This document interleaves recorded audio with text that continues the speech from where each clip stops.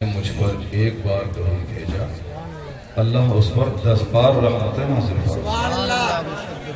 उनके 10 गुनाहों को अल्लाह माफ़ फरमाता है, उनके 10 दर्जात को अल्लाह बुलंद फरमाता है।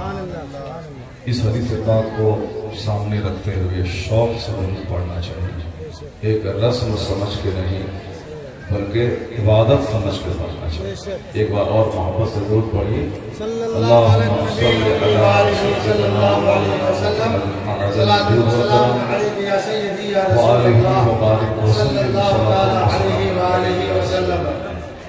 बड़ी मुश्किल से ऑपरेटर को बुलाओ। महफिल मीलाद सजती है, कॉन्फ्रेंसों का इनेकाद होता है, महीनों तक इसकी तैयारी होती है, तब जाकर ये जन्नती महफिल वजूद में आती है। यहाँ मुख्तलिफ जगहों के सैकड़ों मुसलमान, हज़ारों मुसलमान मौजूद हैं, दर्जनों उलमाए कराम स्टेज पर मौजूद हैं। ये जो आवाम और उलमा का संगम है, ये कहीं दूसरी जगहों पर देखने को नहीं मिलता।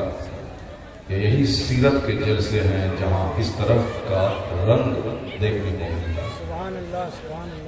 अल्लाह तबारक व तआला का जिक्र जहाँ हो, उस महफिल को जन्नत की क्यारी कहा गया है।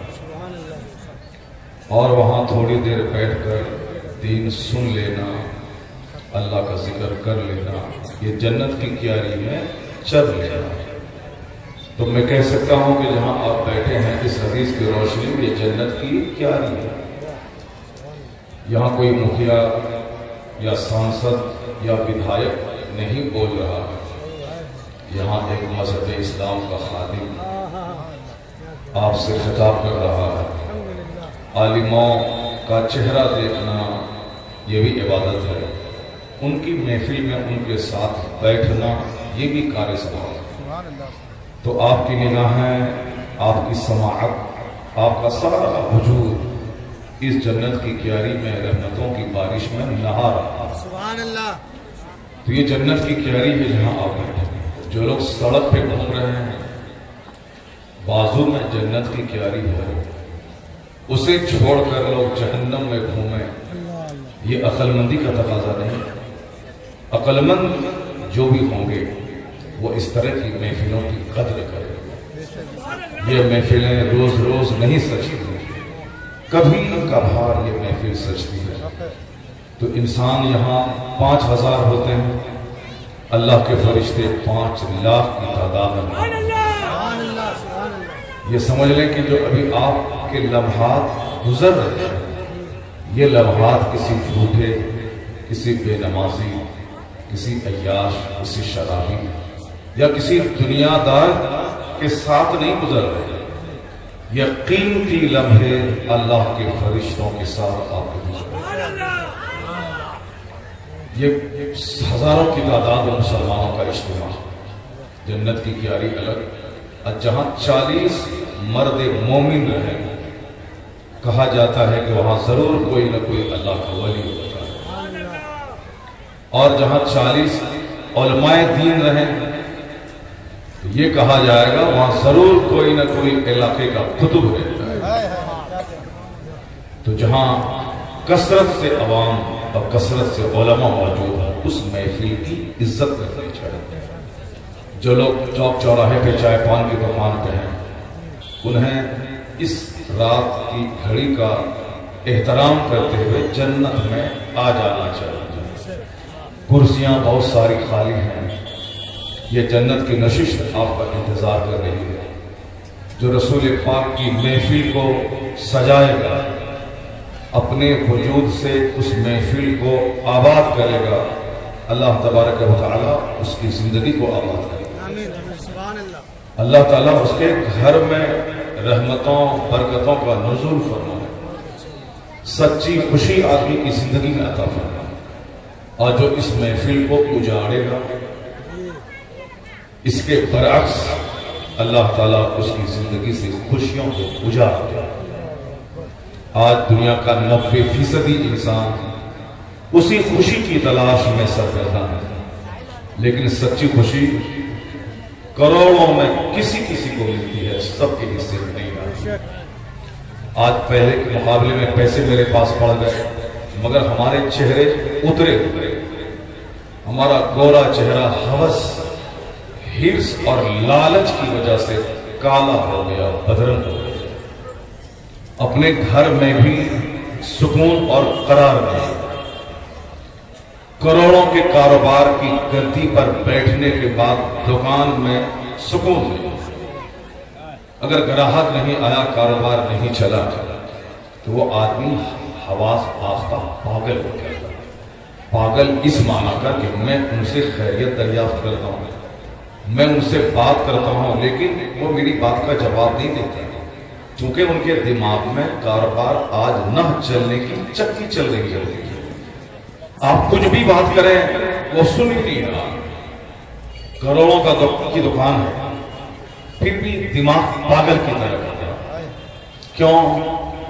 अगर पैसे से सुकून मिल जाता है तो 1 करोड़ की पूंजी लगी है, आज नहीं बिक्री हुई, नहीं बिक्री हुई, कल होगी, उससे सुकून रहना चाहिए। नहीं, 1000 बीघा जमीन का जोतने वाला वो भी बेचेंगे। 1-2 करोड़ रुपए की मिल्कियत की दुकान में बैठने वाला कोई परेशान है। जो गवर्नमेंट की नौकरी कर रहा, 1 लाख रुपए महाना उसको मिल रहे हैं, उनका भी चेहरा उतरा होगा।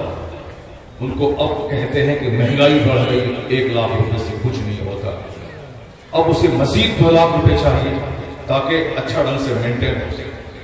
5000 कमाने वाला एक मस्जिद का इमाम, उसका चेहरा गुलाब की तरह खिलता है,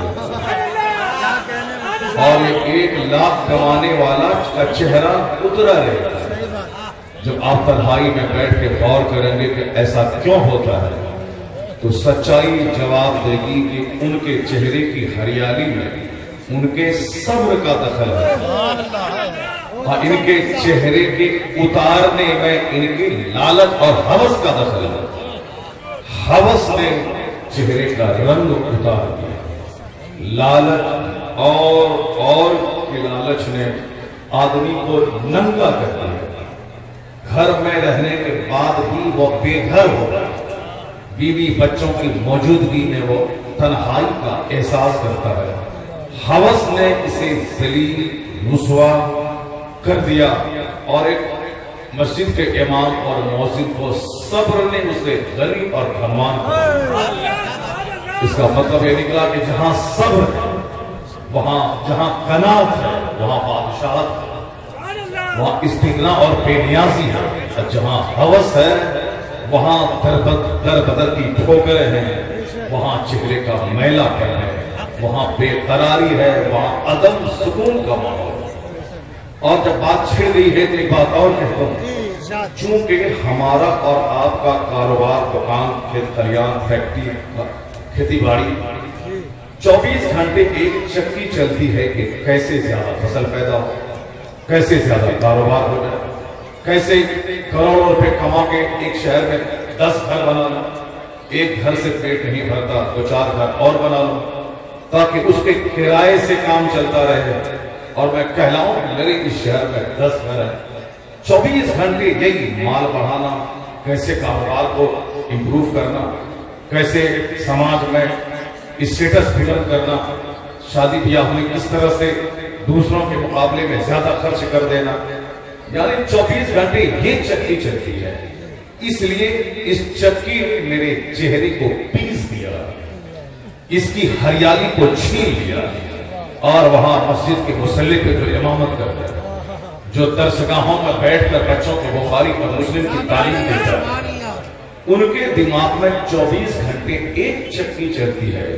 कैसे बेनमाजी को नमाजी बना दिया जाए, कैसे रसूल की सुन्नतों से भागने वालों के चेहरों को हुजूर की सुन्नतों से सजा दिया जाए, कैसे शराबियों, पापियों, लुच्चों, लफंगों, बेढंगों को सही का मन, मुहज्जब, डिसिप्लिन और सिविलाइज्ड इंसान बना दिया जाए।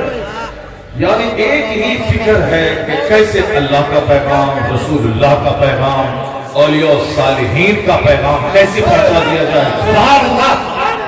मस्जिद में बैठा भी है तो कैसे मोहल्ले के सारे लोग नमाजी बन रहे हैं। जलसे में बैठा है तो कैसे सबके दिल में मुस्तफा की मोहब्बत का जाम डाल दिया जाए, कैसे माँ बहन बेटियों के सरों पे दुपट्टा डाल दिया जाए, कैसे नौजवानों को आवाज़ी से बचा दिया जाए, कैसे काफिराना रस्म और रिवाज से मुस्लिम समाज को दूर कर दिया जाए, कैसे इन जहन्नमियों को जन्नत का रास्ता दिखला दिया जाए।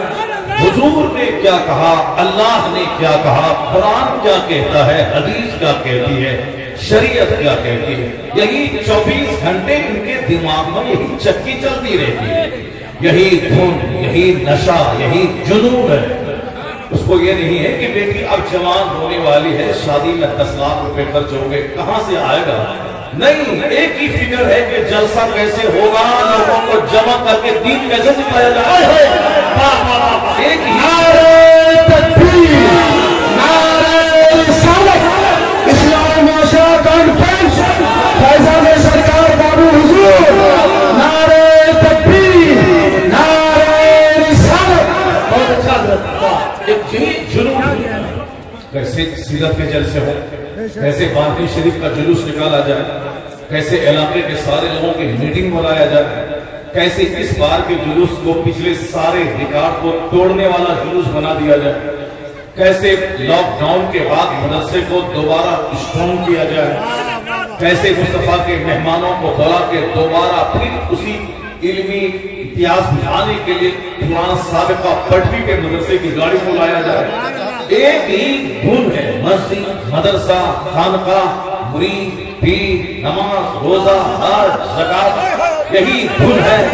कोई कहते हैं कि फला IAS ऑफिसर बन गया, कोई कहते हैं फला DM बन गया, कोई कहते हैं मेरे अपने बेटों को IAS ऑफिसर बनाना है, कलकत्ता भेजना है, ITI करवा के पूना भेजना है, क्योंकि इस बार IAS का टॉपर पूना में स्टडी किया था, बिहार के एक देहात में रहने वाला था। कैसे मेरा बेटा DM बने, कैसे SP बने, कैसे IAS ऑफिसर बने, कैसे इंजीनियर बने, कैसे दारोगा बने, कैसे मास्टर बने, यही एक धुन रहता है सबके दिमाग। इनके दिमाग में धुन क्या है, कैसे मेरा बेटा हाफिज बने, कैसे मेरा बेटा आलिम बने, कैसे मेरा बेटा एक अच्छा खतीब बने, एक मस्जिद का अच्छा इमाम बने। ये जानता है कि इमाम बनने के बाद 5000 रुपये माहाना तनख्वाह मिलेगी, लेकिन फिर भी ये चाहता है कि अच्छा आलिम मेरा बेटा बन जाए ताकि लोगों को हदीस सुनाए मुस्तफा की, मेरा बेटा अच्छा हाफिज बने ताकि रमजान के दिन मेहराब में कुरान पाक कायदे से सुना के लोगों को मदहोश और मस्त कर दे। यानी एक ही नशा है, हाफिज बनना, हाफिज बनाना, आलिम बनाना, दीन सिखाना। तो अब इसका इनाम तो मिलना चाहिए। जो इंजीनियरिंग, मेडिकल, IAS ऑफिसर के बारे में सोचते हैं, दुनिया का माल, डॉक्टर बनेगा, 1 करोड़ कमाएगा, खाएगा, पिएगा, पहनेगा, ओढ़ेगा, मर जाएगा। IAS ऑफिसर बनेगा, 5 करोड़ कमाएगा, 10 मकान बनाएगा, 10 करोड़ की गाड़ी खरीदेगा, बूढ़ा होने के बाद मर जाएगा। सबका अंजाम है मर जाना, चाहे हल जोते जोते मर जाना, चाहे DM की कुर्सी पर बैठ के मर जाना, अंजाम सबका मर जाना। तो उनको खाने कमाने की हमस है, इनको फिक्र है कि कैसे मैं मोमिन बन के मरूं और मरने के बाद जन्नत चला जाऊं। एक ही जन्नत जाने का जुनून है। तो अब दोनों की जिंदगी एक जहन्नम की राह पे, एक जन्नत की राह पे, तो दोनों में फर्क तो होना चाहिए। जो 24 घंटे पढ़ेगा, लिखेगा, DM बनने की तैयारी करेगा, उसका चेहरा, और जो 24 घंटे कुरान पढ़ेगा, दोनों में फर्क तो होना चाहिए। आज जो फिजिक्स पढ़ेगा, केमिस्ट्री पढ़ेगा, बायोलॉजी पढ़ेगा, क्यों पढ़ेगा? ताकि नौकरी मिले, मैं खाऊं पीऊं, अच्छा रहूं, सहूं, अच्छी दुल्हन लाऊं, अच्छा घर बनाऊं, जेवर जेवरात खरीदूं, शोकेस बनाऊं, सोफा गद्दा, AC फ्रिज सब लाऊं। यानी ये जलील सी दुनिया की खातिर जो दिमाग चलाएगा उसका चेहरा तो उतर ही जाएगा।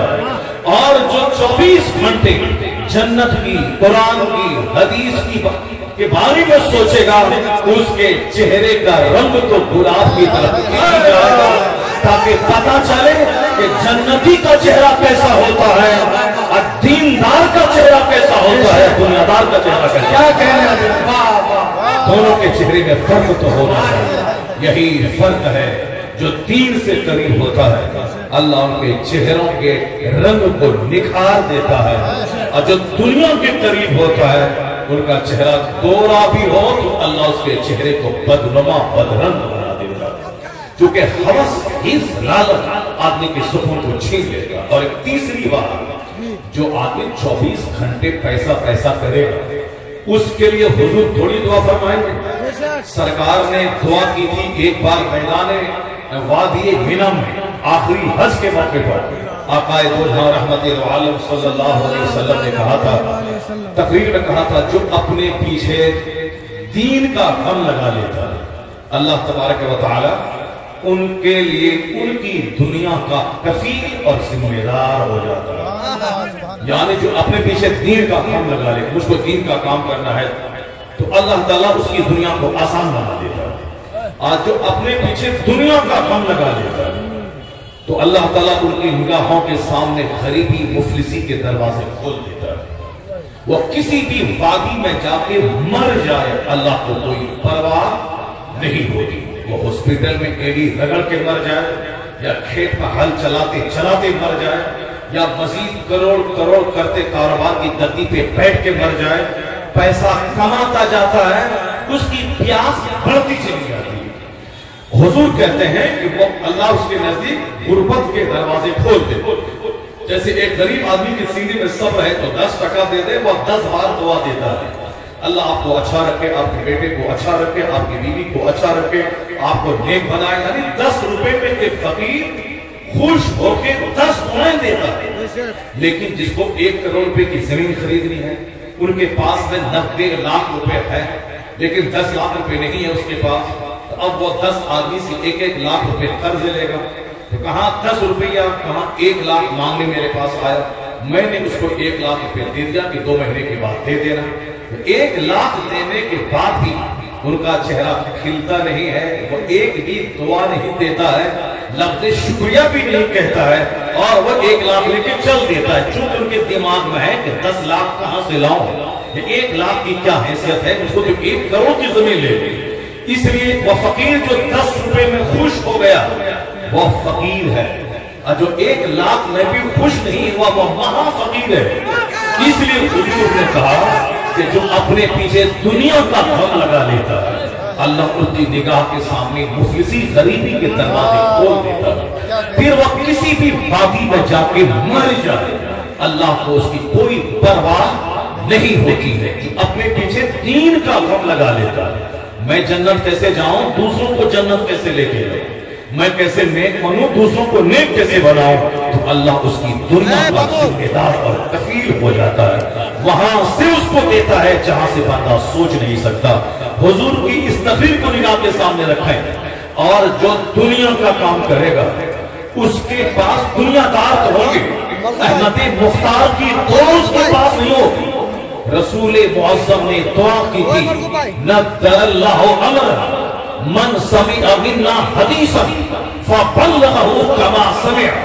हुजूर ने कभी कहा था, या अल्लाह उसके चेहरे को हरा भरा रखना जो मेरी हदीस सुनता है और दूसरों को सुनाता है।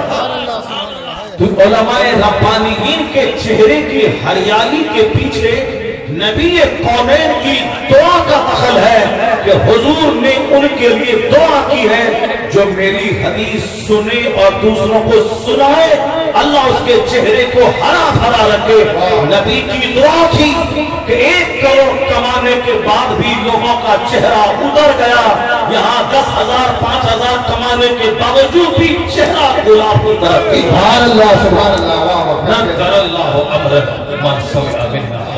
अल्लाह make his face green, Allah उसका चेहरा हरा भरा कर दे, हरा करके। कौन? Who listens, who learns hadith and he repeats and he propagates before others, जो दूसरों के सामने उसको प्रोपेगेट करता है, उसकी पब्लिसिटी करता है, दूसरों तक पहुंचाता है। नबी का जो काम करेगा, नबी मोहतरम की दुआओं से यहाँ भी शान काम रहेगा, मरने के बाद वो मकाम मिलेगा कि आलिमों को जन्नत जाने से रोक लिया जाएगा, अभी तुम मत जाओ, दूसरे लोग जन्नत चले जाए। अभी तुम्हें उनको बख्शवा के जन्नत ले जाना है, जिसने तेरी बात मानी, जिसने तेरी खिदमत की, जिसने तेरी इज्जत व ताज़ीम की। अकेले नहीं जाना, अपने मानने वालों की एक बड़ी जमात को साथ लेके जन्नत जाना है। अल्लाह तबारक व तआला इस मुक़द्दस काफ़िले को सलामत रखे और इनके दिल दिमाग पे जो दुनिया का थोड़ा असर आ रहा है, अल्लाह उस असर को दूर फरमा दे और इन लोगों को 24 घंटे दीन की फिक्र करने की अल्लाह तौफीक अता फरमा दे। मैं अपनी तकरीर का एक पहला सेगमेंट पूरा किया और आप अच्छी तरह समझ गए होंगे कि जो अपने पीछे दीन का गम लगा लेता है, अल्लाह उसकी दुनिया को आसान बना देता है, और जो अपने पीछे सिर्फ दुनिया का गम लगा लेता है, अल्लाह उसकी जिंदगी से सुकून को छीन लेता है। आज मेरे पास पहले के मुकाबले में ज्यादा पैसे हैं, पहले के मुकाबले में ज्यादा खूबसूरत घर है। पहले एक कार, एक 500 की आबादी वाली बस्ती में एक कार भी नजर नहीं आती थी, आज 25-25 कारें नजर आ रही हैं। पहले एक बुलेट देखने को गांव में नहीं मिलता था, आज 25-25 बुलेट एक गांव में नजर आ रहा है। पहले एक ग्लैमर अपाची नहीं देखने को मिलता था, लेकिन चाहे आज अपनी हो या दूसरों की दी हुई हो, मगर हर घर में अपाची और बुलेट और बाइक नजर आ रहा है। यानी गाड़ियां बढ़ गई, का 4 व्हीलर बढ़ गए, 3 व्हीलर का तो कोई ठिकाना नहीं है, 2 व्हीलर की कोई गिनती नहीं है। आज छतदार मकान पहले कोई बनाता था 50 साल पहले, सारा गांव उसके घर में मेहमान होकर चाय पीता था। आज 5 मंजिला छत की कोई ढलाई करे तो पड़ोसी भी देखने के लिए नहीं जाता है, वो कहता है तमाशा दिन रात होता रहता है। पहले एक घर में छत पड़ती थी, सारा गांव जमा हो जाता था, अभी बस 5 मंजिला की छत पड़ती है, पड़ोसी भी नहीं जाता है, ये तो होता रहता है। मकानात ज्यादा बन गए, गाड़ियां ज्यादा आ गई। पहले किसी के घर में सोफा नजर नहीं आता था, आज गरीब अमीर सबके घर में सोफा है। पहले पलंग किसी के घर में नजर नहीं आता था, आज सबके घर में पलंग है, सबके घर में शोकेस है। कालीन पहले जो मालदार होते थे उसके घर में कालीन वो बिछाता था, लेकिन आज घर घर में कालीन बिछ रहे हैं, चाहे वो मेड इन चाइना वाला कालीन हो या मेड इन इंडिया वाला कालीन हो, लेकिन लोग कालीन बिछा रहे हैं। एक कालीन की कीमत है 2.5 लाख रुपए, उसी को चाइना वाला 30 रुपए में सस्ता कर दिया, 20 रियाल में। अब 20 रियाल का मतलब हुआ कि 400 रुपए में वो कालीन मिल जाते हैं, यानी उसी की नकल, जिसको आजकल मस्जिदों में जो आज देखते हैं आप कारपेट बिछे रहते हैं, यानी हर घर में कालीन, सोफा, गद्दा, फर्नीचर। पहले वॉशिंग मशीन की, आज घर घर में वॉशिंग मशीन। पहले एसी किसी के घर में लगती थी कि लोग वहां 5 मिनट जाके एसी की हवा खाता था। पहले एसी के डब्बे में कोई आदमी उससे गुजर जाए तो 10 बार अपने दोस्तों से कहता था मैं ट्रेन में इसी डब्बे से गुजर गया हूं। आज आदमी इसी डब्बे में सफर कर रहा है, सारी फैसिलिटीज मौजूद है, लेकिन जो मैं कहना चाहता हूं, एसी आ गई, फ्रिज आ गया, गद्दा आ गया, कालीन बिछ गए, कुर्सियां आ गई, ग्राइंडर मशीन आ गई, घर में हर 10 कमरे हैं, 10 कमरे में एसी लग गई, पैसों की फरावानी और बहुतायत की मौजूदगी में। लेकिन जो चीज नहीं है वो चीज है सुकून नहीं है, चैन नहीं है, राहत नहीं है, दिल को इत्मीनान नहीं है, आप परेशान है। कहां है पीस, कहां है सुकून, कहां है चैन? अपने घर में भी बेचैनी की आग, बाल बच्चों की मौजूदगी में बेचैनी की आग, चैन नहीं है, सुकून नहीं है, आप ही परेशान है। आखिर इसकी वजह क्या है?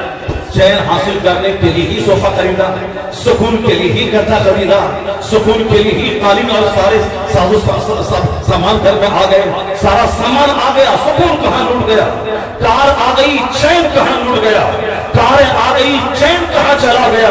गाड़ियां दरवाजे पे आ गई, सुकून कहां चला गया? Where is peace? सुकून है कहां? आप आवाज दें। ना मंत्री के घर में सुकून है, ना एक फकीर के घर में सुकून है, ना साहब एक काश्तकार लैंडलॉर्ड के घर में सुकून है। ये एक फैक्ट है, ये सच्चाई है जो मैं आपके सामने रख रहा हूं। हमारी और आपकी हैसियत क्या है? जो 500 करोड़ के बंगले में रह रहा है, उसकी जिंदगी में जब सुकून नहीं है तो 5 करोड़ के बंगले में रहने वाले को सुकून कहां से मिलेगा? मुकेश अंबानी की बीवी ने अपने दामाद को 500 करोड़ की बिल्डिंग गिफ्ट किया। मुकेश जो हिंदुस्तान का सबसे बड़ा मालदार, अपनी कार के लिए 100 करोड़ का इस्तेमाल इस्तेमाल किया, 100 करोड़ की कार, मगर उसके पास जाके पूछे, उनके घर में दीवार में कान लगा के सुने, वहां से भी कराहने की आवाज आती है, वहां से भी रोने की आवाज आती है। भले ही मुंह लाल करके पान खा के गुटखा का पुड़िया फाड़ के चौक चौराहे पे आके बोले कि हम बहुत मस्त हैं, वह जबान झूठ बोलती है, सीने पे हाथ रख के देखे वह मस्त क्या है, वहां से भी रोने की आवाज आती है। जबान से पान खा के होठ लाल करना और है, और दिल का मुतमईन होना और है, सेटिस्फाइड होना, दिल का आसूदा होना, दिल का मुतमईन होना और है। वह इतना तलबी की दौलत से आज दुनिया महरूम है। हमारी क्या हैसियत है? 1 लाख रुपए महाना कमाने वाली नौकरी की कोई हैसियत है जो डेली 1 करोड़ रुपए कमाता है? जब उनके घर में सुकून नहीं है तो 1 लाख कमाने वाले घर में कैसे सुकून होगा? आज से 15 साल पहले एक इंटरव्यू छपा था, 2007 में इंटरव्यू छपा था इनका, हिंदुस्तान की एक बहुत ही प्रोमिनेंट पर्सनैलिटी का, हिंदुस्तान की बहुत मशहूर शख्सियत है जिनका हर वक्त टेलीविजन पे, रेडियो पे जिनका चर्चा होता था, आज भी चर्चा होता है। उसका घर बंबई में। एक बार मैं रास्ते से गुजर रहा था तो टैक्सी ड्राइवर ने कहा यही उनका घर है, जिस घर को बंबई की म्युनिसिपैलिटी के लोगों ने तोड़ना चाहा था ताकि सड़क सीधी हो जाए। उनसे कहा था कि इससे बड़ा बंगला बना के आपको दिया जाएगा दूर में, आप इस घर को छोड़ दें ताकि सड़क सीधी हो, वरना बहुत खर्च लगेगा सड़क को टीवी बनाने में। उन्होंने क्या कहा था कि अगर आप लोग चाहते हैं तो मैं बंबई छोड़ के चली जाती हूँ, लेकिन मैं इस घर को नहीं छोड़ूंगी। अगर घर चाहे तो मैं घर छोड़कर बंबई से बाहर चली जाती हूँ। तो हाँ, बंबई गवर्नमेंट ने क्या कहा था कि नहीं नहीं, मैं सड़क टेढ़ी कर लूंगी, मगर आपको अपने घर छोड़ के नहीं जाना है, घर ही में रहना। आप समझ सकते हैं कितनी बड़ी पर्सनैलिटी की मलका थी वो, कि इस गवर्नमेंट को अपना निर्णय बदलना पड़ा, अपना फैसला चेंज करना पड़ा। उसका नाम मैं बताऊंगा जरा ठहर के, अगर आप समझ गए होंगे तो समझ गए होंगे। जिन्होंने दुनिया भर के बड़े बड़े मार्केट में जाकर मार्केटिंग की। हम लोग देहात से चल के इस्लामपुर बाजार में मार्केटिंग करते हैं। मेरी माँ बहन बेटियां जिसे नहीं आना चाहिए मार्केटिंग, मगर वो मार्केट आके मार्केटिंग कर रही है और इसी में खुश है, मुतमईन है कि मैंने इस्लामपुर बाजार में जाकर ये बाल्टी, ये गिलास, ये चादर, ये बेडशीट, फला सामान मैं खरीद के मैं लाई हूँ। इस्लामपुर में मार्केटिंग करके खुश रहे हूँ। और वो खातून मुंबई की कभी पेरिस में, कभी वाशिंगटन डीसी में, कभी ऑस्ट्रेलिया में, कभी थाईलैंड की राजधानी बैंकॉक में, कभी मलेशिया में, कभी इंडोनेशिया में, यानी दुनिया के बड़े बड़े बाजार में जिन्होंने मार्केटिंग किया हो, जिन्होंने जेवल्स खरीदा हो, जिन्होंने साहब दुनिया के बड़े छोटे सारे ममालिक को रौंद दिया हो, जिसका चर्चा हर मिनट होता हो इंडिया में, दुनिया के अखबारात में जिनका इंटरव्यू छपता हो, जिनके घर करोड़ों रुपए का जिनका घर हो, जिनके घर में दुनिया भर के बाजार का सामान मौजूद हो, उसको तो बहुत मस्त रहना चाहिए, बहुत खुश रहना चाहिए। लेकिन जब इंटरव्यू लेने वाला उनसे पूछा what do you feel in this time, आप इतनी शोहरत, मकबूलियत, पॉपुलैरिटी, नेम एंड फेम रखने के बावजूद अभी आप क्या महसूस कर रही हैं? आपको तो लगता होगा कि मैं बहुत परिपूर्ण हूं और मुझसे ज्यादा खुश इंडिया में कोई नहीं है। उनका जवाब था कि जब मेरे घर में कोई पार्टी फंक्शन हो, लोग आते हैं, थोड़ी देर के मैं रिलैक्स फील करती हूँ, अच्छा लगता है, लेकिन जब सब लोग चले जाते हैं तो मुझे अपना घर भी अच्छा नहीं लगता है, तन्हाई का एहसास होता है। वो कहती हैं आखिरी बात कि my dreams could not be fulfilled. इतना कुछ होने के बावजूद वो कहती हैं कि मेरा सपना साकार नहीं हुआ, जो मैं चाहती थी मेरा ख्वाब शर्मिंदा ताबीर नहीं हुआ, यानी मेरा सपना साकार नहीं हुआ, जो मैं चाहती थी वो मुझको नहीं मिला। My dreams could not be fulfilled, मेरा सपना साकार नहीं हो सका, मैं जो चाहती थी वो मुझे नहीं मिला। जो कभी वाशिंगटन में, कभी कनाडा में, कभी नॉर्वे में, कभी जर्मनी में, कभी ऑस्ट्रेलिया में, कभी श्रीलंका में, कभी मलेशिया में हो, वो कहती है जो मैं चाहती थी मुझको नहीं मिला। दुनिया भर के मार्केट में मार्केटिंग करने वाली, दुनिया भर की शोहरतें अपने नाम करने वाली, पद्म भूषण क्या बहुत बड़े बड़े अवार्ड अपने हिस्से में करने वाली, जिसे सारा हिंदुस्तान लता मंगेशकर के नाम से हिंदुस्तान जानता है, वो कहने लगी जो मैं ढूंढती थी, जो मैं चाहती थी वो मुझको नहीं मिला। It is my last desire, ये मेरी आखिरी ख्वाहिश है कि आई लाइक टू डाई, मैं मरना चाहती हूँ, जो कि मैं जो चाहती थी वो मुझको नहीं मिला। जब उनके घर में सुकून नहीं है तो मुझे से फर्नीचर के घर में कहां सुकून मिलेगा, लता सोफा वाली के घर में कहां सुकून मिलेगा, जो सुकून जो दौलतों के ढेर पे बैठी है, शोहरतों के ढेर पे बैठी है, जब उसे सुकून नहीं है, उसकी भी दुनिया अधूरी है। वो सारी चीजें पाने के बाद भी कहती है मैं जो चाहती थी वो मुझको नहीं मिला। जब उसके हिस्से में सुकून नहीं है तो अब अगर मेरा बेटा पान खा के, गले में चैन डालकर, हाथ में साफ कड़ा पहनकर, हाथ में धागा पत्ती पहनकर, आसान चेकी और हाफ पैंट पहनकर, जोकरों की तरह चारों तरफ बाल मुंडा के मुर्ग तक बाल बना के, वह गुटका का पुड़िया फाड़ करके वो चाहता है मैं मस्त हूं, मैं खुश रहना चाहता हूं। सुन ले तो खुशी न हाफ पैंट पहनने में है, न चड्डी पहनने में है, न अपनी बेटी बीवी को जींस और टी शर्ट पहनने में है, न अपनी बेटियों मुकदमों के साथ बैठा के उसे बलात्कार के तिहाने खगेलने में है, न अपने घर को मॉल बनाने में है, न दुनिया भर की शोहरतों में है। अगर सारे सामान में सुकून होता तो सबसे ज्यादा खुश लता मंगेशकर होती। अगर सारी दुनिया घूमने में चैन होता तो सबसे ज्यादा खुश वो होती। अगर शोहरतों में सुकून होता तो सबसे ज्यादा शोहरत जिसको मिली उसको सुकून मिलता। मगर वो कहती है कि मुझको सुकून नहीं है, मैं अंदर से बेचैन हूं, मेरा सपना साकार नहीं हुआ। तो जो 2-4 रुपए में सुकून तलाश करने की खातिर मारे फिरता चौराहे पे, उसको सुकून उसके हिस्से में कहां से आएगा? जो रिलैक्स फील करने के लिए मोबाइल 4 घंटे चलाता हो, दूसरों से पैसा लेके नेट पैक करवा के, उसके हिस्से में सुकून कहां से मिलेगा? जो चौराहे के तकद्दुस को पामाल करके वहां जुआबाजी का अड्डा उसे बनाता हो, उसे सुकून कहां से मिलेगा? या दुनिया भर की मंडियों में जब जवाहरात खरीदने वाली, जब उसके हिस्से में सुकून नहीं है तो सुकून है कहां? जब उनके पास सुकून नहीं है, जब फिल्म स्टार बॉलीवुड का रहने वाला जहर खा के मर रहा है, कोई हीरोइन पंखे पे लटक के मर रही है, 50 करोड़ की फिल्मों को साइन करने वाली कोई जहर खा के मर रही है, करोड़ों में खेलने वाले का बेटा साहब जिसको दूध और रोटी से पेट नहीं भरा, उसका बेटा पी रहा है, जिसका बाप अरबपति खरबपति, उसका बेटा दवाई और शराब और नशियात इस्तेमाल के केस में फंसे और जेल की सलाखों के पीछे जा रहा है, तो सुकून है कहां? हर जगह आंसू है, हर जगह दर्द है, हर जगह तरा है। लता मंगेशकर की तो अपनी हैसियत है, मगर एक हॉलीवुड का स्टार, ब्रिटिश फिल्म स्टार था जिसको दुनिया चार्ली चैपलिन कहती है, वो वहां का फिल्म स्टार था, कॉमेडियन था, जिनकी कॉमेडी को सुनकर लोग हंस के लोटपोट होते थे। अब इंजॉय करना है तो चार्ली चैपलिन का शो देखा करो, अगर गम दूर करना है तो चार्ली चैपलिन की कॉमेडी सुना करो, अगर इंजॉय करना है तो उसके प्रोग्राम को देखा करो।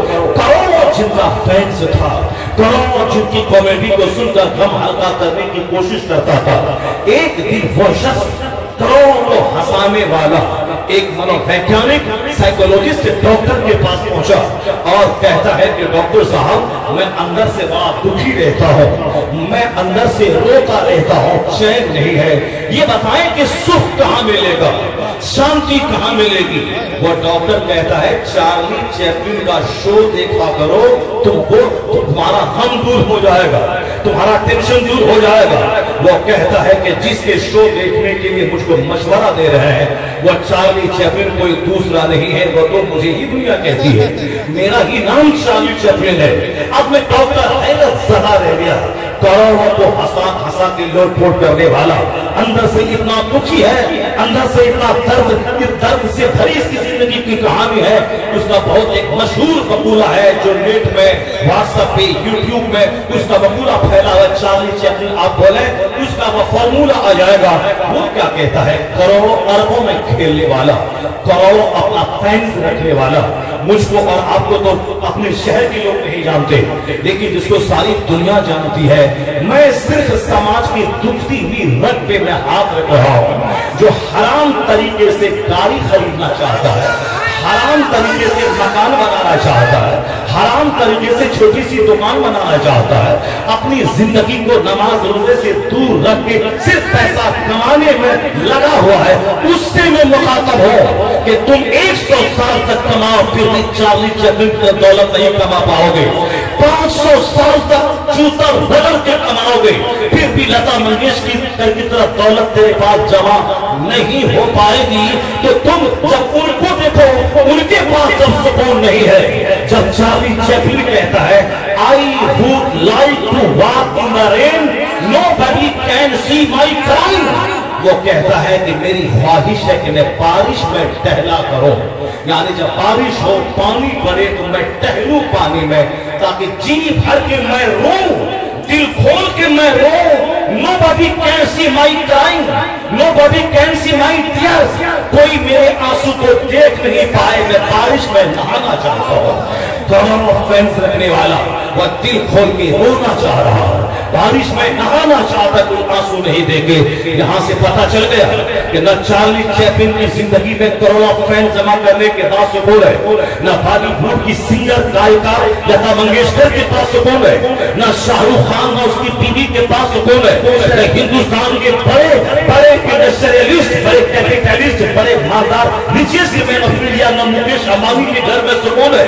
जब तक ड्रामा होता है, नाच गाना होता है, लड़कियां नाचती हैं, बुढ़ी नाचती है, बेटा नाचता है, मां नाचती है, जब तक वह तबला बजता है शादी की महफिल में, उसी वक्त तक अच्छा लगता है जब रिमझिम रिमझिम वो साफ बल्ब जलता है, अब बुढ़िया बुढ़वा सब लोग डांस करते हैं, और जब सुबह होती है शादी की महफिल खत्म हो जाती है, लोग अपने अपने घर को चले जाते हैं, उसके बाद जब कर्ज लेने के तकाजा आता है, तब बेटी के बाप से पूछे कि क्या हाल होता है, कैसे मुंह चोराई होती है, मुंह छुपाया जाता है, कैसे इसकी टोपी उसको पहनाई जाती है, उसका पैसा लेके उसको दिया जाता है, कैसे उसकी कमर टूटती है, अगर न हो उससे ज्यादा तो मकान बेच के कर्ज चुराया जाता है, बेटी अपने घर में, दामाद अपने घर में, ये बूढ़ा ये मकान बेचकर कर्ज चुकाता है, नहीं कुछ हुआ तो जहर खा के 2 साल के बाद मर जाता है। जब देखती है बेटी कि मेरा बाप सदमे से मर गया तो बेटी भी जहर खा के मर जाती है। ये नाचना, ये गाना, ये 80 साल की बूढ़ी का डांस करना, ये तीन लिबास पहन करके शादी की महफिल को शादी की फिल्म स्टार के स्टेज की तरह इसे स्टेज बना देना, जमीन बेचकर कर्जा लेके भीख मांग करके अपनी जिंदगी को पेचीदा बना देना, इसका ताकि मजा आ जाए। मजा नाचने में है क्या, मजा गाने में है क्या?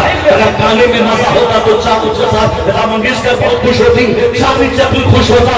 अगर पैसा कमाने में मजा है तो तुम 1000 साल कमाओ, कमा ही पाओगे जितनी दौलत है मुकेश अंबानी की बीवी के पास मौजूद है। तो फिर ये नाच गाना तमाशा, ये साहब फहाशी, ये साहब अल्लाह को भूल कर पैसा कमाने का माहौल, इसका क्या मतलब है? अल्लाह ने सबों की जिंदगी में बेचैनी डालकर बता दिया कि सुकून का संबंध मकान गाड़ी जेवरात से नहीं है, सुकून का ताल्लुक दिल से है, और दिल को आराम न कब्जे से मिलता है, न फैन से मिलता है, न गाड़ी से मिलता है, न बल्ले से मिलता है। अला बिज़िक्रिल्लाह तत्मइन्नुल क़ुलूब, जानने के दुआ पर जाए, अल्लाह की याद में मिलता है, अल्लाह के जिक्र में मिलता है, अल्लाह की याद में मिलता है। कबीर का जिक्र है, वहाँ झोपड़ी क्या वो हो, बादशाहों से बढ़ के अल्लाह वहाँ ज़बूर नारे तकबीर, नारे रिसालत, मसले के आला हज़रत फैज़ान सरकार बाबू हुज़ूर अल्लामा मुफ्ती शहरियार रज़ा खान साहब, इस्लामी मुआशरा कॉन्फ्रेंस, नारे तकबीर, नारे रिसालत। बहुत अच्छा लाजवाब। सुकून फकीरों की झोपड़ी है, सुकून जहाँ इबादत है वहाँ रहता है, सुकून जहाँ सजदा है वहाँ रहता है, सुकून जहाँ कुरान की तिलावत है वहाँ रहता है, सुकून जहाँ जिक्र और दुरूद की महफिलें हैं वहाँ रहता है, सुकून जहाँ माँ बाप की खिदमतें हैं वहाँ रहता है, सुकून जहाँ माँ बाल बच्चों की इस्लामी तरबियत है वहाँ रहता है, सुकून जहाँ समाज के सारे लोग मिल के रहते हैं वहाँ सुकून रहता है। जिस समाज में घमंड हो, जिस समाज में हवस हो, जिस समाज में दूसरों को नीचा दिखलाने की नापाक नीति हो, जिस समाज में दूसरों को डैमेज करने, जलील करने, दूर से घेर करके केस में फंसाने की नीति हो, वहां सुकून मिलेगा? नहीं मिलेगा। नफरत जहां है वहां सुकून नहीं है। जहां नफरत है, हेट्रेड है, एनिमोसिटी है, एनमिटी है, वहां सुकून नहीं है। चाहे वो कुछ भी कर ले, अल्लाह ने सुकून वहां नहीं रखा है। अब जहां मोहब्बत है, जहां हमदर्दी है, जहां गमगुसारी है, जहां बुलंदी अखलाक है, जहां दूसरों का दर्द है, जहां माँ बाप की इज्जत है, जहां शौहर बीवी का ताल्लुक बड़ा अच्छा है, जहां औलाद की इस्लामी तरबियत है, जहां सादगी है, वहां सुकून है। जहां अकीदा में सादगी, शादी में सादगी, खतना में सादगी, तीजा 40वां बरसी में सादगी, मकान के इफ्तिताह इनॉग्रेशन पार्टी में सादगी, ईद बकरीद में सादगी, खान पान में सादगी, घर की तामीर में सादगी, घर के साजो सामान रखने में सादगी। जहां सिंपलिसिटी है वही अल्लाह ने सुकून रखा है, वही चैन रखा है। और जहां पेचीदगी है, जहां कॉम्प्लिकेटेड लाइफ है, वहां अल्लाह ने सुकून वहां से छीन लिया है। आज निगाह उठा के देखिए दुनिया का क्या हाल हुआ, दुनिया किस तरह जी रही है, जीने का क्या अंदाज, जीने का क्या अंदाज है दुनिया वालों का। फिर पेचीदगी ही पेचीदगी, कॉम्प्लिकेशन। बाप मर गया, मरने के बाद अब तीजा चहारम करना है।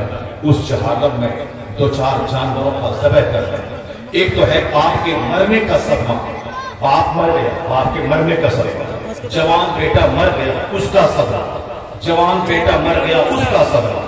पंजाब में बेटा मरा, उसकी डेड बॉडी 40,000 रुपए एम्बुलेंस वाला लिया, उसकी डेड बॉडी ठाकुरगंज आई। अब डेड बॉडी आई, कमाने वाला इकलौता बेटा था। एक तो सारा समाज सदमे से निढाल है, घर का कमाऊ बेटा चला गया। उसके बाद डेड बॉडी लाने में पैसा लगा, अगरचे पैसा उसके कंपनी वाला दिया हो, लेकिन कमाने वाला एक बेटा तो चला गया। अब घर बेसहारा हो गया। बीवी थी तो अब वो बीवी बेवा हो गई, बच्चे थे तो बच्चा यतीम हो गया, बाप था तो बेटा के मरने के बाद बाप की कमर टूट गई, घर का कमाने वाला खत्म हो गया। कितना सदमा माँ को होगा, कितना सदमा बाप को होगा। उस सदमे के माहौल में जो रिश्तेदार 10 गांव से उनके यहाँ चल के आए हैं, सदमा अलग, कल का बच्चा घर वाला खाएगा क्या वो अलग। अब वो सब खत्म। अब सदमा ये है कि ये जो 50 लोग आए हैं, इनको खिलाने के लिए बकरा कैसे ज़बह हो, कहां से आएगा? इनको खिलाने के लिए वो बड़ा जानवर कहां से लाया जाए, खिलाया जाए इनको। यानी अब वो कल क्या बारे में क्या सोचेगा, वो साहब मजीद कर्ज लेकर के एक बड़ा जानवर ज़बह कर देता है। साहब कर्ज लाके 2-4 कुंटल चावल लाता है।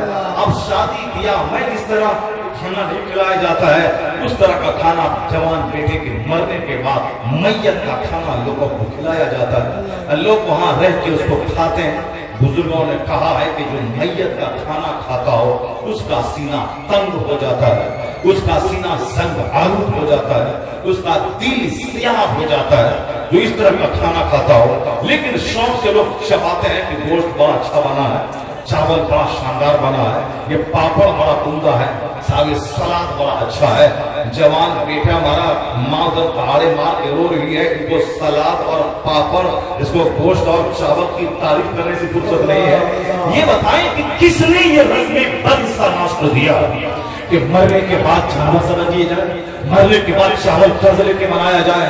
मैं तो देखता हूँ उस समाज में जहाँ किसी की मैयत हुई 3 दिन तक खाना सारा समाज उसके घर में लाके पहुंचा देता है। उसका जो 100 मेहमान है, वह समाज के 100 लोग अगर दूर के मेहमान हैं तो फिर वो अगर रह गए तो पड़ोस के सारे लोग ले लेते हैं। लेकिन ये रस्म कहां से आ गई कि जानवर ज़बह करना है, खिलाना होगा, वरना बदनामी हो जाएगी कि खिलाया नहीं। यानी तीजा को कॉम्प्लिकेटेड बना दिया। चहलम की महफिल में फला ने 50 बकरे ज़बह किए थे, तो अब इज्जत बचाने के लिए कम से कम 40 बकरे को ज़बह करना पड़ेगा। अब साहब उन्होंने 100 फकीर को दावत दी, इज्जत बचाने के लिए कम से कम 90 फकीर को दावत देनी पड़ेगी। वो पड़ोस में उन्होंने 5 मदरसे के 500 बच्चों को दावत दी, मुझे इज्जत बचाने के लिए कम से कम 2 मदरसे के बच्चों को दावत देनी पड़ेगी। इज्जत बचाने के लिए सामने वाला आदमी करके उन्होंने साहब 40 की तकरीब में काट छका के बांट के एक साल बड़े आलिम को बुलवा के नेता, डीएम, एसपी, दारोगा, पुलिस सबको बुला के शानदार 40वें का खाना खिलाया। बाप को कब्र में चाहे बिच्छू काटे या सांप काटे उससे मतलब नहीं, यहाँ डीडीओ को बुला के खाना खिलाना है, यहाँ डीएम को बुला के खाना खिलाना है, यहाँ प्रधान और मुखिया वार्ड काउंसिलर समिति को खाना खिलाना है। क्यों खिलाना है? इसलिए खिलाना है ताकि आज बाप के 40वें के नाम पे डीएम, एसपी, दारोगा, विधायक, सांसद, वार्ड काउंसिलर समिति, प्रधान, मेंबर सब खाना खा लेगा, तो उसके बाद फिर मेरा कोई काम पड़ेगा, सड़क ठिका लेना है, रोड ठिका लेना है, नाली का ठिका लेना है, तो उनके पास जाएंगे, वो कम से कम बिरयानी पुलाव याद करके आंख में पानी रहेगा, उनकी नहीं वो ठिका मेरे नाम दे दे। यानी बाप की डेड बॉडी पे राजनीति हो रही है, बाप के 40वें के नाम पे सियासत हो रही है। बाप कार में बिच्छू काटे, सांप काटे, ये अपनी सियासत की दुकान चमकाना चाहता है ताकि सबों को बोला कि जो मैं इलेक्शन में उठा हूं और सब लोग मुझको वोट दे, तो बाप के 40वां का खाना के नाम पे वार्ड के सारे लोगों को बोला कि खिला दो, तो कम से कम खाना खाएगा तो कल इलेक्शन होने वाला है तो फिर हमको वोट देगा। बाप जहन्नुम में चल रहा है, बेटा वोट की राजनीति कर रहा है। जिस बाप की प्रॉपर्टी पे बेटा वोट की राजनीति करता हो, जिसकी डेड बॉडी पे राजनीति करता हो, जिसके चालक तिलक की सियासत करता हो, और फिर 40वां की महफिल को कंप्लीट डेट बना करके वह बाप को भूल के अपनी सियासत की दुकान चमकाता हो, ये बताएं उस बेटे को अगर उस बाप ने जमीन बेच के पढ़ा के मास्टर बनाया है तो कितनी भूल की के मास्टर बना के जमीन बेच के उन्होंने एक बेटे को जानवर बना दिया है। अगर वह जमीन बेच के इंजीनियर बनाया है तो अपने बेटे के साथ कितना उन्होंने जुर्म किया। उसने उन्होंने जमीन बेच के उसको पढ़ाया, उसके बावजूद वह बेटा बाप की डेड बॉडी के साथ राजनीति कर रहा है, सियासत कर रहा है, राष्ट्र के साथ सियासत कर रहा है, सियासत की दुकान चमका रहा है। तो वह बाप जिसने ऐसा किया, बेटे की खातिर नमाज छोड़ दी, बेटे की खातिर रमजान का रोजा छोड़ दिया, बेटी की खातिर के मकान, दुकान, जमीन सब बेटा को छोड़ कर दो। वह बम्बई में जाके मजदूरी किया, रात के 8-8 घंटे फैक्ट्री के दरवाजे पे दरबानी करके 10,000 महीना कमा के जमीन खरीद के दीवार के ऊपर मंटिल का शेड डाल के बेटे को मकान छोड़ के वह भूखा मर गया। साहब नौकरी की बम्बई में, दिल्ली में, नोएडा में रेडी चलाया, कलकत्ता में साहब सड़क के किनारे चश्मा और बनियान की दुकान लगाया, यानी मेहनतें उठा के वह झूठ बोला, नमाज छोड़ा, हज छोड़ा, अल्लाह रसूल को नाराज किया। मौलाना चीखता रहा कि बच्चे को पालना है पालो, मगर अल्लाह को राजी करने के बाद पालो, नमाज पढ़ने के बाद पालो, ज़कात देने के बाद पालो, जन्नत अपनी बचा के पालो, वरना अपनी जन्नत को दांव पे लगा के बच्चों को पालना कोई अकलमंदी नहीं है। अपने आप को जहन्नम की आग में जला के बच्चों को डॉक्टर बनाना अकलमंदी नहीं है।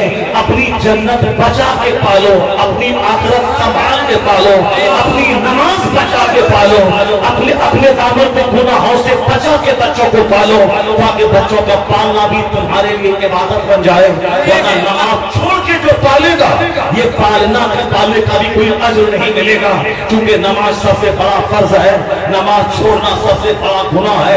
जो सबसे बड़ा गुनाह करके बच्चों को पालेगा कोई सवाब नहीं मिलेगा। बच्चों की परवरिश का सवाब उसी वक्त मिलेगा जबकि अल्लाह का बड़ा फर्ज अदा करने के बाद वो पालेगा बच्चों को, तब उसको सवाब मिलेगा।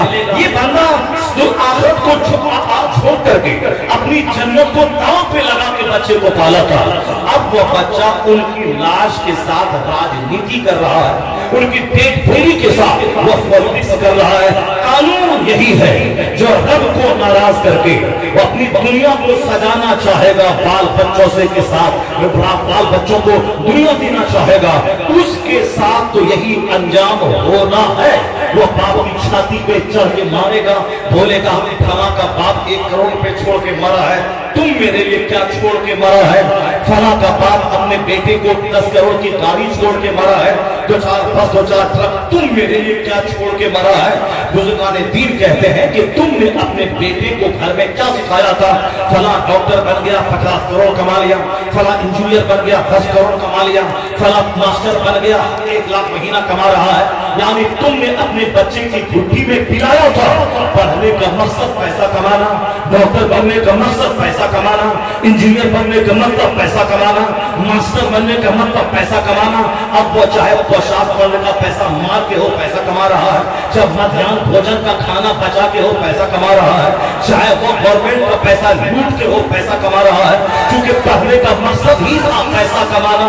बाप ने उनको बताया ही था दिन रात कि फला करोड़ कमा लिया, फला 10 लाख कमा लिया, फला 20 लाख कमा लिया, फला टीचर बना, अपना शानदार घर इस्लामपुर में बना लिया।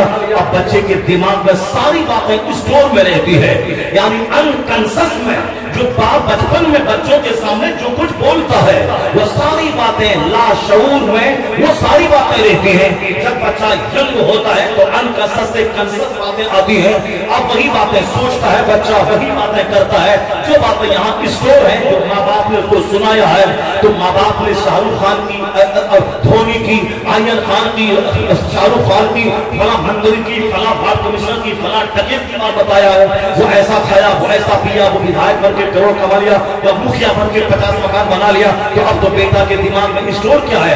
आदमी वही है जो पैसा कमाए, आदमी वही है जिसके दौलत का अंबार हो, मैं भी दौलत जमा करूंगा। तो अब वो मेहनत करके दौलत कहां से लाएगा?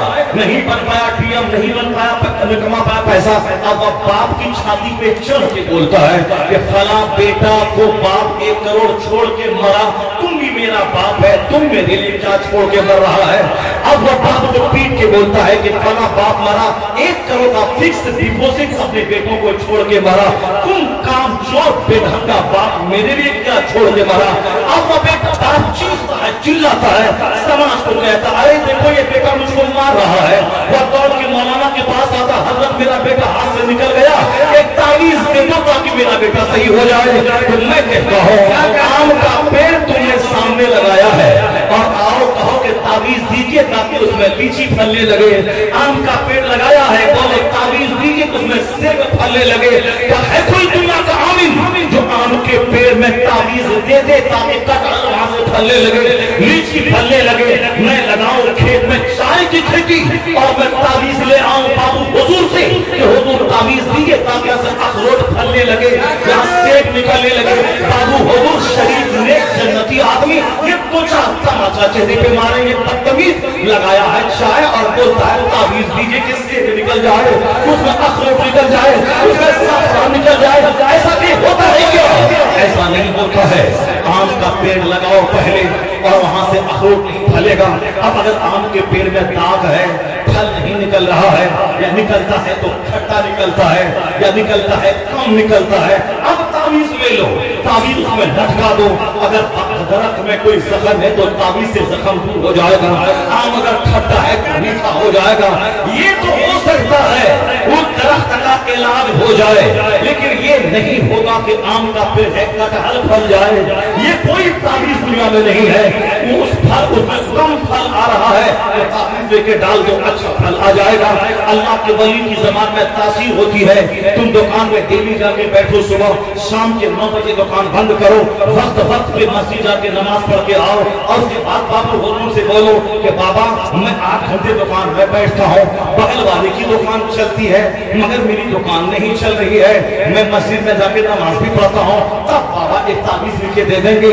उस ताबीज का असर ये होगा जो दुकान पहले नहीं चलती थी अब चलने लगेगी, अब ग्राहक आने लगेगा, कारोबार बढ़ने लगेगा। ऐसा नहीं होगा कि मैं घर में बैठा रहूं और दुकान का शटर लॉक कर दूं और बोलूं बाबा ताबीज दे दीजिए ताकि डेली 1 लाख की दुकान से चल के मेरे घर में आ जाया करे। बाबू और फिर वो जूता मारेंगे बदतमीज। मेहनत करना इस दुनिया में एक नियम है, जो कभी ऊपर फैल जाओ मेहनत करो, शटर बंद करके पैसा नहीं आता है, बल्कि जो मेहनतें करो वहां उसमें कोई कमी रह जाए तो ताबीज और दुआ से वो कमी पूरी हो जाती है। ऐसा नहीं होता है कि लाखा न लिखे न पढ़े और डीएम बन जाए, अजमेर में जाकर के एक चिल्ला में 50 चिल्ला कर ले कि मेरा बेटा डीएम बन जाए। नहीं होता है। डीएम बनने के लिए मैट्रिक में 98% नंबर लाना होगा, इंटरमीडिएट में 99% नंबर लाना होगा, ग्रेजुएशन में 99% नंबर लाना होगा। 10 घंटे की 18 घंटे स्टडी करनी पड़ेगी। इधर से मेहनत करे और फिर वो अजमेर 40 दिन के लिए नहीं, वो 40 मिनट के लिए अजमेर चला जाए। अब बोले बाबा मैंने मैट्रिक पास किया, मैंने इंटर किया, मैंने ग्रेजुएशन किया, मैं 18 घंटे पढ़ता हूँ। बाबा सिर्फ निगाहे रहमत चाहिए, मेरी मेहनतें रंग लाए। अब गरीब नवाज मुस्कुराएंगे कब्र में, हाथ उठा के दुआ कर देंगे।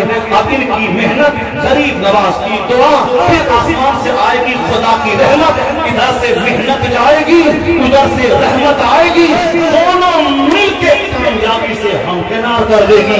यही दुनिया का नियम है। इधर से मेहनत चले, उधर से खुदा की रहमत आए। बंदा दुआ भी करे, नेक लोगों के पास जान से दुआ करवाए, अल्लाह कबूल फरमाता है।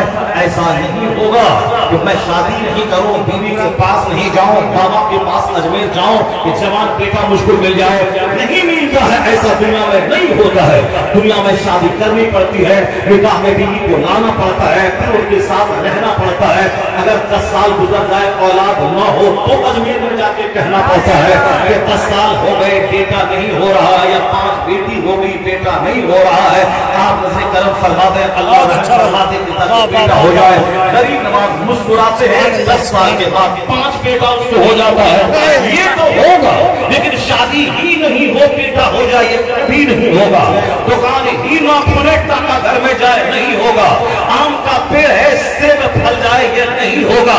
जब हमने ऐसे बेटे को जन्म दिया है, जिस बेटे की घुट्टी में मैंने पिलाया पैसा, जिस बेटे की घुट्टी में मैंने पिलाया पोस्ट नसब, जिस बेटे को मैंने सुनाई कहानी, अब शाहरुख खान, अमिताभ बच्चन, सलमान खान और नेता की, क्रिकेटर की, फला पहलवान की, फला जमींदार की, फला सरदार की कहानी सुनाई।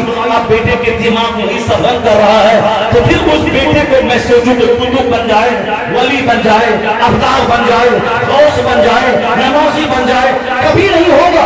मैंने कहानी सुनाई है दौलतमंदों की, अब दौलत का नशा उसके दिमाग में है। मैंने